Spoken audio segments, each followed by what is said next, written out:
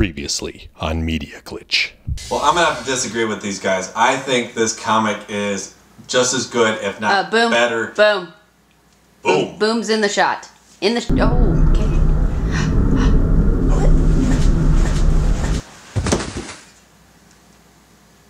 What are we going to do now? Got a bad feeling about this.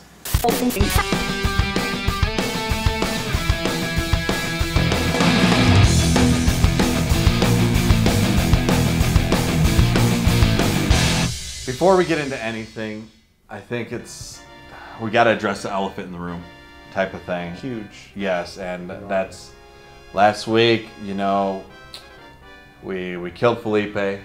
Probably wasn't good to use excessive force on him. And I want to apologize to his family and his friends. He will be missed for sure on the show. His talents, the skills that this man had, and what he brought to the team. I don't know how we're going to replace that. It's going to be tough. You know, but, you know, the show must go on, like they say.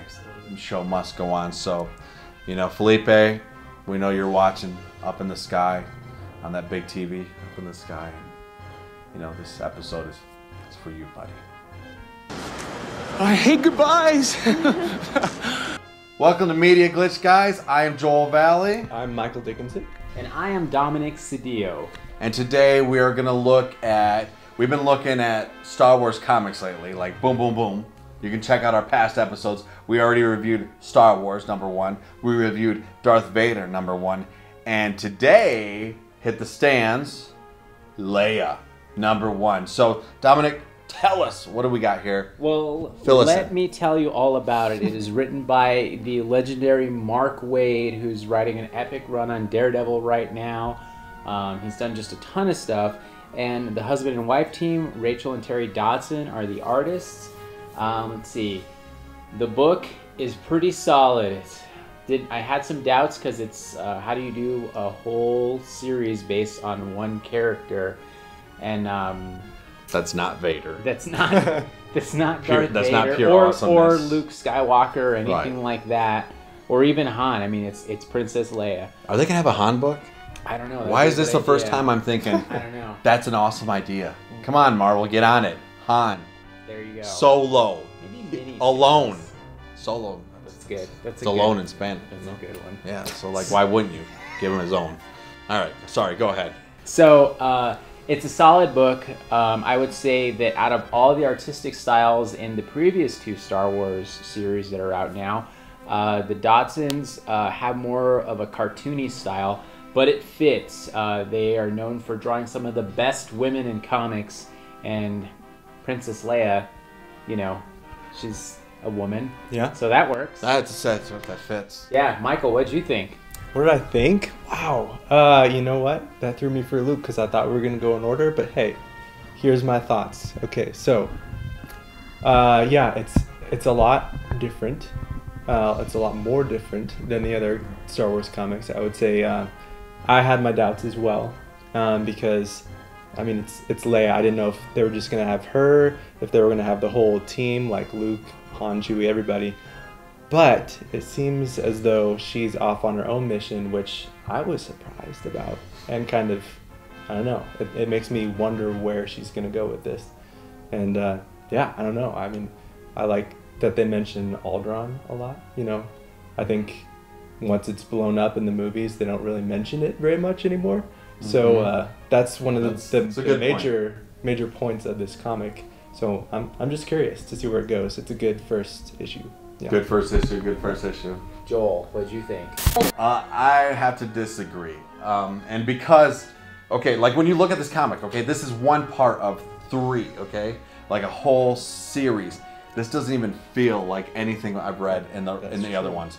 It doesn't feel like Darth Vader. It doesn't feel like Star Wars. It's its own thing, which it is a good first issue of some comic. It's not a good first issue of a Leia comic, I think. The way she's drawn, like, you know, I had a crush on Leia just as much as the next kid when I was a kid. But the way she's drawn, she's like all curvy and hourglass. I'm like, I don't know, you know, like that's not the Leia I know. There was at one point where she gets out of her Leia costume, because it starts right after New Hope. Yeah. Like, she's literally putting on the... They're on the ceremony. Yeah, in the ceremony, putting on the medals on Luke and on Han, and we take it right from there. That was awesome. That was cool. But the next scene, she's out of that outfit. I've already read like 2 or 3 panels, and I realized, oh, that's Leia. Like, because it didn't look like her, you know? It didn't sound like her. The voices were they were just off. Admiral Akbar was awesome. Yeah. You know, that was cool. Like, that was great to see him, you know? But I felt like, I don't know, it just wasn't, it wasn't like the other things that we had, the awesome stuff that was coming out, the stuff that we've been reading the last couple of weeks. So it could go somewhere else, you know? But honestly, I felt like this is a book for girls. Yeah. And that's not a bad thing. Like, hey, let's bring in some girl Star Wars fans. But it's like, but I don't think this was something I would continue to read. You can even tell, like, Luke is drawn like something out of Twilight or something, you know? He's all like, it's interesting. Well, it doesn't look like Luke. It looks like pretty boy Ken and Barbie Luke. So, like, you know, I don't know, man. I gotta stop because I'm getting mad. Well, it's very woman-centric because, I mean, you have Leia, but she also kind of picks up a female sidekick, which isn't in the movies, but just like this other pilot. And, so I mean, it's like a woman-driven story, and I get that element because there isn't a lot of sex diversity sometimes in comics. It's mainly male-driven, so I get what they're trying to do. Well, not only that, Star Wars universe in general, there's not very many women. Yeah. So, like, I'm cool with what they're doing. Don't get me wrong, I'm cool with what they're doing. It's just not for me. It is different. I mean, it's not for me. It doesn't seem like the other ones. But it's for you girls. It's for you ladies that are watching right now. That's the one you want to pick up, right? Yeah, I would say one of the things that is a downside, if I picked like a really downside, if you're being really picky, that Rachel and Terry Dodson, they do draw great women, but they kind of suffer from the same thing that Ed McGuinness does in his comics, where all the characters start to look the same. Mm-hmm. All the women look like pinup women, the exact same pinup women with different like hairstyles or different hair colors. Right. Like McGuinness, every guy looks exactly the same, and so that's kind of a downer. But I mean, like I said, if you're being really nitpicky about it, which I like to be, that's what I would say. I would like to touch on how before you get into this Leia comic, it does feel very disconnected. We've got the Vader and the Star Wars issue that run, and they coincide pretty well. But Leia, like, as I was kind of touching on before, I'm really interested to see where it does go, because it's not at all how I pictured this starting out. So, is it part of the Star Wars thing? We'll see. We'll see.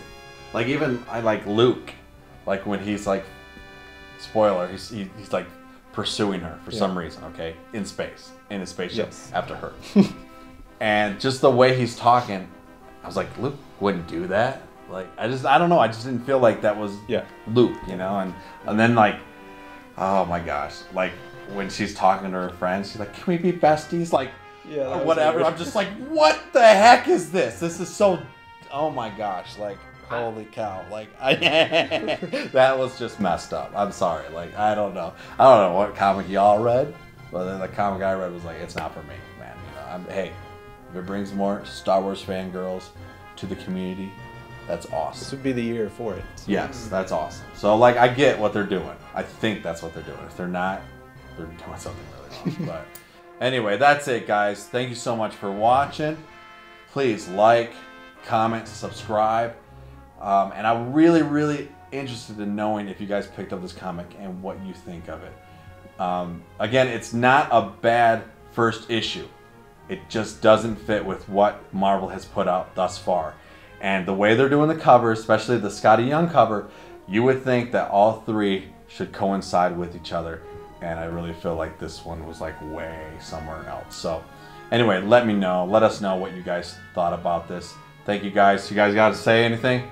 Fun? Yeah, Go. actually, I would like to say if you really want to read a good girl comic, you should read Squirrel Girl. Squirrel Girl, it is. Go read that. I have no idea what it is. But he knows, and that's why he's the comic guy. Well, it's a good one. So we'll see you guys. We love you. Thank you so much for watching. If you're watching on TV, Go over to YouTube. Give us some comments. Comment below. Because we want to know. We want to know. We love you guys. Bye.